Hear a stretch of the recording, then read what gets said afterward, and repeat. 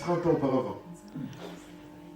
30 ans auparavant, Dieu lui dit, je bénirai ton fils, je vais l'élever à un niveau très élevé, il sera un serviteur, mon serviteur à un niveau très élevé. C'était en 1996, pendant la guerre d'Afdel, pour ceux qui connaissent un peu la République du Congo. Papa avait fui Bukavu, et pendant la forêt là, dans la forêt, pardon, il ne savait pas où étaient ses enfants. Denis était à Kisangani, d'autres avaient commencé à traverser la forêt équatoriale. Et pendant ces moments difficiles, moi j'étais ici, je pleurais énormément. Dieu dit à mon père, n'aie pas peur, tes enfants sont en sécurité, ils reviendront sains et saufs, et je vais élever Denis, en faire un homme qui va aider beaucoup. Voilà. Dans ma famille, on m'a dit, non, tu dois écrire cela. Depuis 2008, j'ai dit non, non. Hein, j'attends un peu.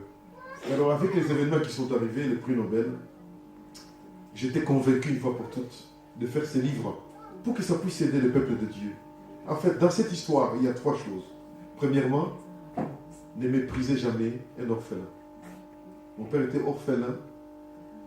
À 7 ans, il n'avait ni père ni mère. Pardon? Non, à 7 ans. Il était orphelin. À 7 ans. Donc, il avait 7 ans. Ni père, ni mère.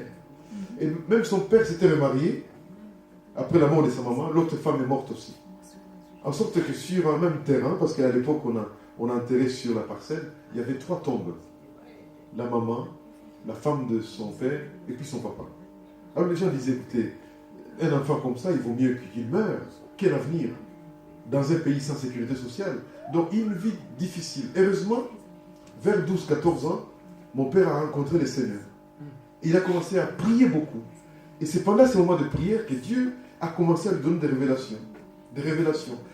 Personne ne croyait. Parce que bon, on disait qu'il était malade. Parce que bon, un orphelin commence à dire que Dieu lui donne l'Europe. Non pas seulement aller en Europe. Et à l'époque, il n'y avait pas de photos de l'Europe. Dieu lui donne, Dieu lui donne. Et l'histoire est partie comme ça. Ne méprise jamais l'orphelin.